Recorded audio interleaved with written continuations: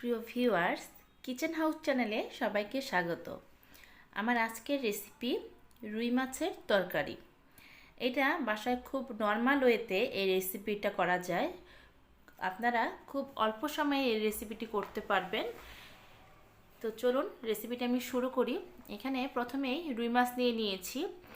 আমি পেটি এবং পিঠের চাক দুটাই নিয়েছি। এই রুই মাছে আমি দিয়ে দিলাম পরিমাণ মতো লবণ আর সামান্য পরিমাণ হলুদ গুঁড়ো। আমি কিন্তু মাছের লবণ আর হলুদ মেখে কিছুক্ষণ রেখে দিই, তাতে করে মাছের একটা বাজে আষ্টে গন্ধ থাকে, সে গন্ধটা কিন্তু নষ্ট হয়ে যায়। যারা আমার ভিডিও দেখেন তারা জানেন এই কাজটা আমি করি। আপনারাও এই কাজটা করবেন, তাতে করে মাছে কোনো বাজে গন্ধ থাকবে না। এটাকে আমি 15-20 মিনিটের মতো মেখে লবণ আর হলুদ মেখে রেখে দেব। তারপর আমি কড়াইতে দিয়ে দিচ্ছি সাদা তেল। এই তেলে আমি অলরেডি মাছ ভেজেছি, সেই তেলেই আমি মাছগুলোকে দিয়ে দিচ্ছি।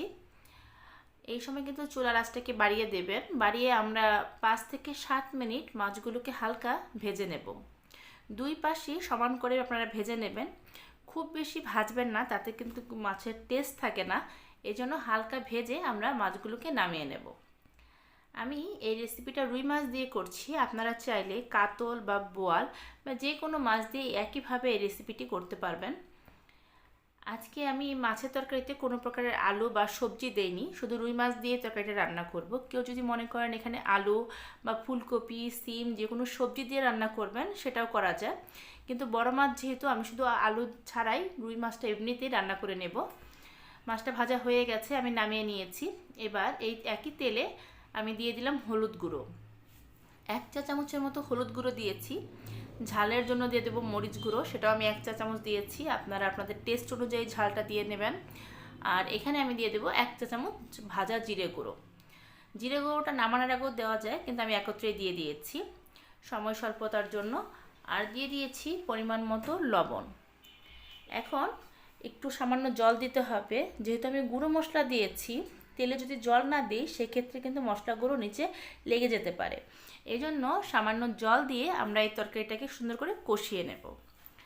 মাছ বা মাংস যেটা রান্না করেন না কেন, একটু চেষ্টা করবেন সময় নিয়ে কষানোর, তাহলে কিন্তু তরকারির টেস্ট দ্বিগুণ বেড়ে যায় আর তরকারির কালারটাও খুব সুন্দর আসে। তাই একটু সময় নিয়ে আপনারা এই তেলের মধ্যে মশলাটাকে খুব ভালো করে কষিয়ে নেবেন। আমি গুঁড়ো মশলা দিয়ে রান্না করছি। সম্ভব যদি হয়, আপনারা গুঁড়ো মশলার পরিবর্তে বাটা মশলা দিয়ে তরকারি রান্না করার চেষ্টা করবেন, তাহলে তরকারির টেস্ট দ্বিগুণ বেড়ে যায়। এবার যে মাছগুলো ভেজে রেখেছিলাম সেগুলো আমি দিয়ে দিচ্ছি। আপনারা যদি আলু দেন, তাহলে এখানে 2টার মতো আলু 4 পিস করে কেটে তারপর তরকারিতে দিয়ে দেবেন। আমি আলু ছাড়াই আজকে মাছটা রান্না করেছি। সম্পূর্ণ মাছগুলো দিয়ে আমি মশলার সাথে মাছগুলোকে একটু ভালোভাবে মিক্সড করে নেব। তারপর আমি এখানে দিয়ে দেবো পরিমাণ মতো জল। এই জলটা আপনাদের নিজেদের উপর ডিপেন্ড করে, আপনার কি পরিমাণ ঝোল রাখবেন সেই অনুপাতে জলটা দেবেন। আমি কিন্তু আগেই বলেছি শুধু মাছ দিয়ে আমি তরকারিটা রান্না করব, কোনো প্রকারের সবজি বা আলু আমি অ্যাড করিনি। তাই আমি ঝোলের পরিমাণ একদম অনেক কম দিয়েছি। কারণ বেশি জল দিলে পরে কিন্তু ঝোলটা যদি একদম পাতলা হয়, সেক্ষেত্রে কিন্তু তরকারিটা খেতে ভালো লাগবে না। যেহেতু বড় মাছ, তাই ঝোলটা একটু কম রাখলেই তরকারিটার টেস্ট বেড়ে যায়। আগেই ভাজা জিরে গুঁড়ো দিয়ে দিয়েছি, তাই নামানোর আগে আর কিছুই দেওয়ার প্রয়োজন নেই। হয়ে গেল আমার রুই মাছের তরকারি। দেখুন কালারটা কতটা সুন্দর হয়েছে। আমার এই রেসিপিগুলো যদি আপনাদের ভালো লেগে থাকে, তাহলে আমার চ্যানেলটিকে সাবস্ক্রাইব করে পাশে থাকা বেল আইকনটি ক্লিক করে দেবেন। তাতে করে আমি যখনই নতুন কোনো রেসিপি আপলোড করব, আপনারা সাথে সাথেই নোটিফিকেশন পেয়ে যাবেন। সবাইকে ধন্যবাদ।